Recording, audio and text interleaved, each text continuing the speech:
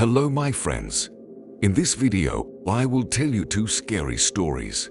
The first story is the story of the old man's riddle, and the second story is the old lady's riddle. Here is the first story. The Old Man is a scary story about a mysterious figure who lives in an old cracked house by the sea. This story is his idea from an old horror story by H.P. Lovecraft called The Terrible Old Man. The old man lived alone in an old house. Near the sea, his garden was crowded and neglected. His house was surrounded by old trees, and he seldom left his house. No one knew his name or where he came from. Those who saw him said he had long black hair. Wrinkles filled his face.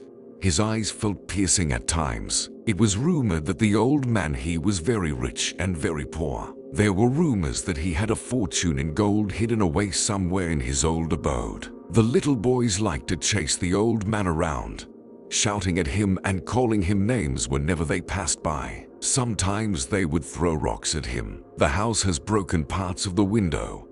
Other times other older children dared to rob the house from outside and look through the dusty windows to catch a glimpse of the old man. One night, 3 criminals decided to rob the old man. They were parking their car outside his house, and they sat there in the dark.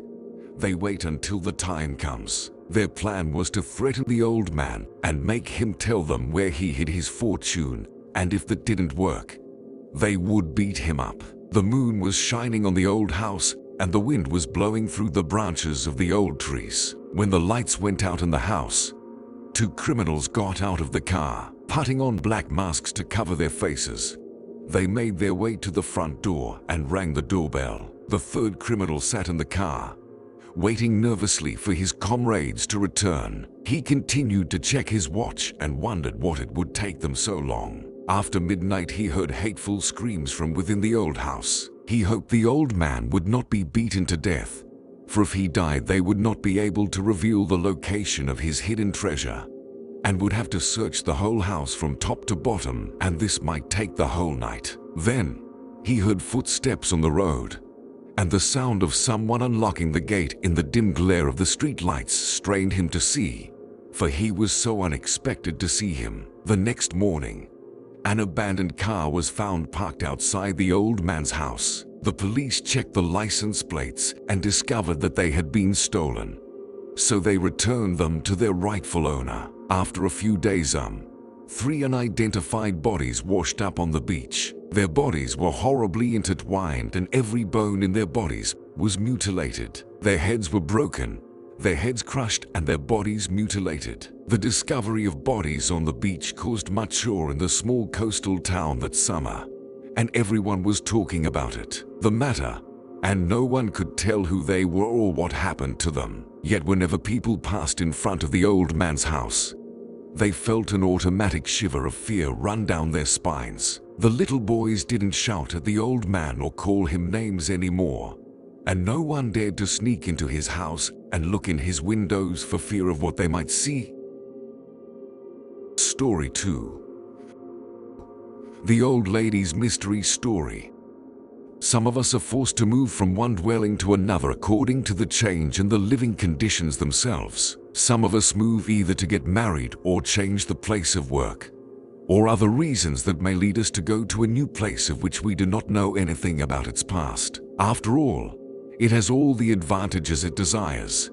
But is the new home always safe? What is the guarantee that your house is not inhabited by a spirit? A woman named Sona tells her story with her house, where she got married and moved to live with her husband in a house close to his work and a good distance from her family's house. And it was an apartment of low price and close to her husband's place. Her stay in taking care of her house and waiting for her husband until he returns from his work, she did not feel anything strange or unfamiliar. But events do not always proceed at the same pace. Sona learned of her pregnancy after several months of marriage, which made her and her husband fly with joy and happiness with this distinguished news, as finally it will come, a child bearing their features together. And months passed, and the expected child came, a child with a beautiful face and features. But since Sona brought him back from the hospital after giving birth, He has been crying hysterically, and some have advised her and her husband to give him drugs for stomach pains or soothing drinks. But he was waking up. He cried a lot if he calmed down and slept a little. Of course, some people would think that it was the difficult period after birth.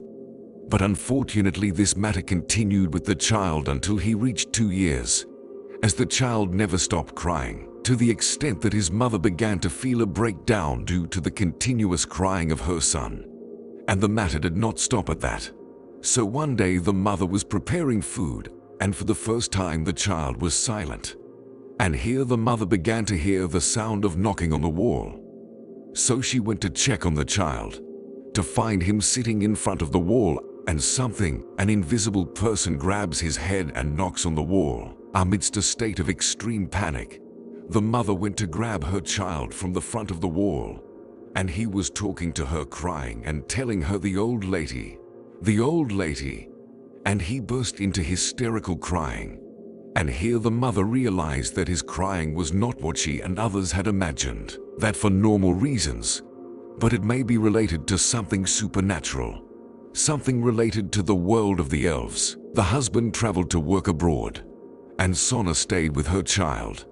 And she had another child after 5 years had passed, during which her child did not stop crying in terror, but he started talking about an old woman, ugly in appearance.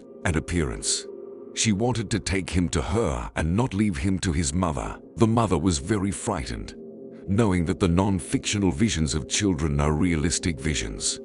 So she decided to take the child to her mother and leave him with her for a few days until she brought an old man to examine the house. But as soon as she returned to her home, until it happened, behold, her mother at night, crying terrified, and narrating that she felt her whole body stiffen, and the house became suddenly hot. Then an ugly-faced old woman came to her and asked her to return the child to his house so that she would not have to hurt her, and that as soon as the old woman left, her body muscles relaxed again, and she was able to the movement.